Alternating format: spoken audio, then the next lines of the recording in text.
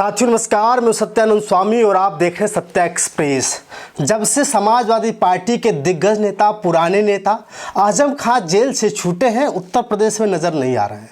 वो फिलहाल दिल्ली में है। आपको यह सोचकर और जानकर हैरानी होगी कि आखिर उत्तर प्रदेश के लिए सीतापुर से छूटकर जब घर गए तो घर क्यों नहीं गए, वो दिल्ली में क्या कर रहे हैं। साथियों आज उसी पर प्रकाश डालेंगे और एक बहुत ही महत्वपूर्ण खबर है कि जिस तरह से मुख्तार अंसारी के बारे में चर्चा चली थी, उनके भाई अफजाल अंसारी जो गाजीपुर के सांसद हैं, उन्होंने जो आरोप लगाया था कि मुख्तार अंसारी को जेल में ही जहर दिया गया था।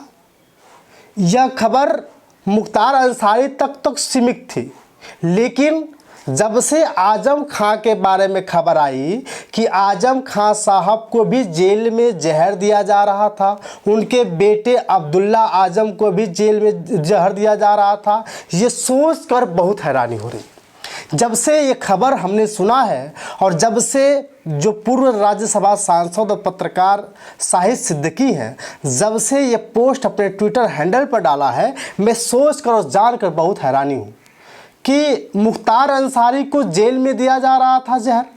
ये कुछ सोच समझी चाल हो सकती है, मैं मान सकता हूँ, लेकिन आजम खां साहब जो समाजवादी पार्टी के दिग्गज नेता हैं, पुराने नेता हैं, आजम खां साहब मंत्री भी रहे हैं, आजम खां साहब को जेल में जहर क्यों दिया जा रहा था।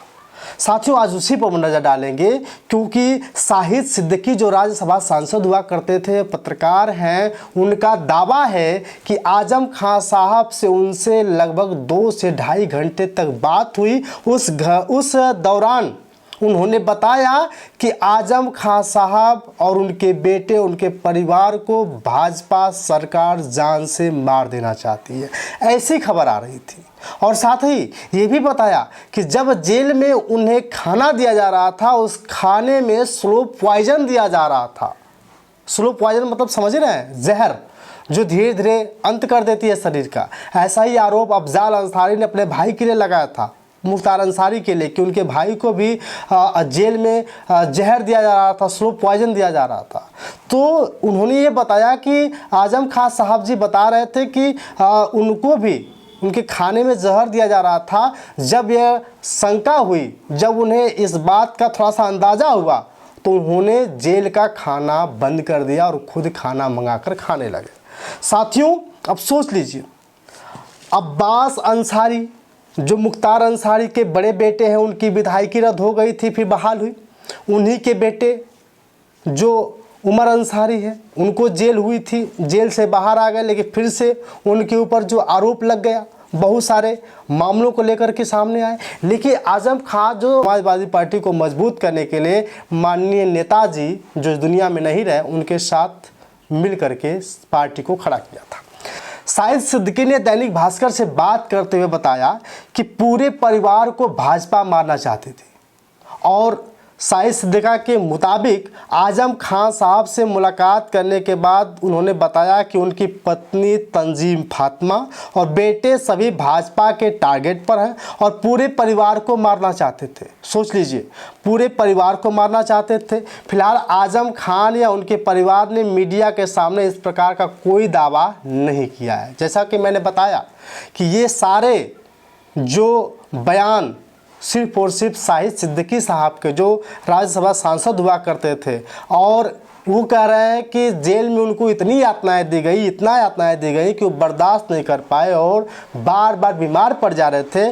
और वो सीतापुर जेल से रामपुर के लिए रवाना हुए, उसके कुछ दिन बाद तुरंत दिल्ली हॉस्पिटल में भर्ती हो गए। साथियों इसको भी आपको बहुत जानना जरूरी है कि शाहिद सिद्दीकी कौन है। शाहिद सिद्दीकी के बारे में बात करें तो इनके पिता का नाम मौलाना अब्दुल सिद्दीकी था, जो सत्ता सेनानी और पत्रकार थे। और इसके बाद सन 2002 से लेकर सन 2008 के बीच में वो राज्यसभा सांसद रहे। नई दुनिया उर्दू साप्ताहिक के मुख्य संपादक हैं और खालिस्तान आंदोलन के संस्थापक जगजीत सिंह चौहान का एक इंटरव्यू छापने पर 15 दिनों तक उन्हें कैद हो गई थी। सोच लीजिए, खालिस्तान आंदोलन में उन्होंने संस्थापक जगजीत सिंह का इंटरव्यू छापा था, उसे 15 तारीख तक जेल हो गई। इसके बाद 1999 तक कांग्रेस अल्पसंख्यक प्रकोष्ठ के प्रमुख रहे हैं। सन 2002 से लेकर 2008 तक मैंने बताया कि राष्ट्रीय महासचिव रहे। इसके बाद 19 जुलाई 2008 को सपा छोड़कर बसपा में शामिल हो गए थे। अब सोच लीजिए, समाजवादी पार्टी में भी रहे और अब फिर उसके बाद बसपा में शामिल हो जाते हैं। और 14 दिसंबर 2009 को बहन कुमारी मायावती के खिलाफ बोलने के कारण उन्हें पार्टी से बाहर निकाल दिया गया। इसके बाद 12 अप्रैल 2010 को राष्ट्रीय लोकदल में शामिल हो गए। 2012 में यूपी विधानसभा चुनाव से पहले कांग्रेस के साथ गठबंधन के विरोध में रालोद से इस्तीफा दे दिया। सोच लीजिए कितनी पार्टियों को उन्होंने छोड़ा है। कांग्रेस भी ज्वाइन किया, बसपा भी ज्वाइन किया, रालोद भी ज्वाइन किया, समाजवादी पार्टी भी ज्वाइन किया। इसके बाद फिर सन 2012 के जुलाई में गुजरात के मुख्यमंत्री रहे नरेंद्र मोदी को का गोधरा के बाद मुस्लिम विरोधी दंगों पर इंटरव्यू लेने का उन्हें सपा से निष्कासित कर दिया गया।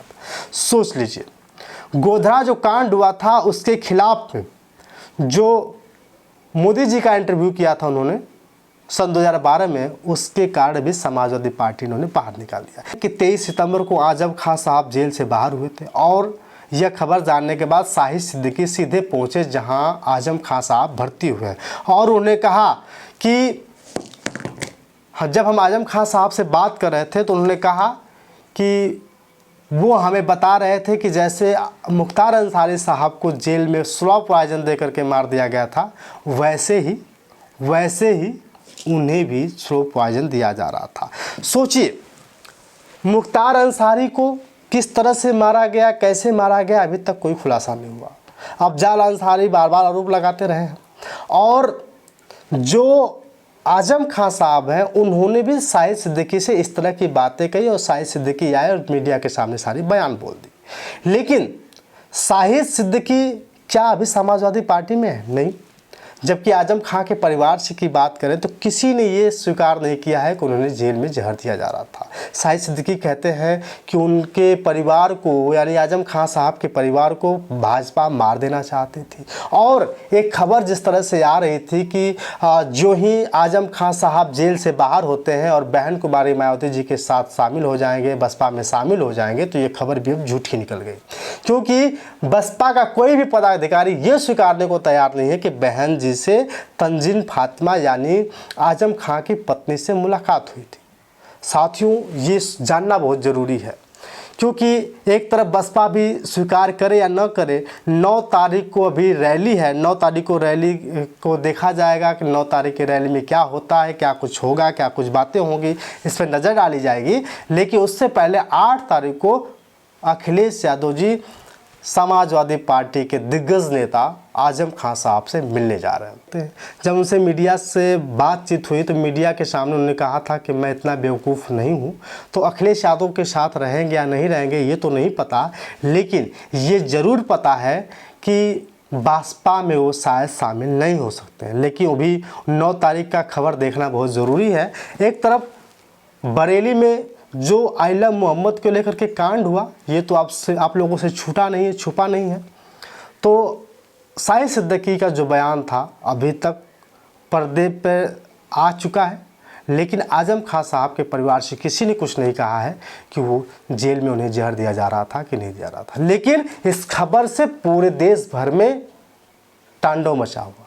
इस खबर से पूरे देश भर में हल्ला बोल है कि आजम खां साहब को जेल में जहर क्यों दिया जा रहा था। साथियों, अभी भी मैं इसकी पुष्टि नहीं करता हूं, क्योंकि दैनिक भास्कर के अनुसार जब शाहिद सिद्दीकी ने बात कही उसी के मुताबिक मैं बताने का प्रयास कर रहा था। बाकी आपकी राय।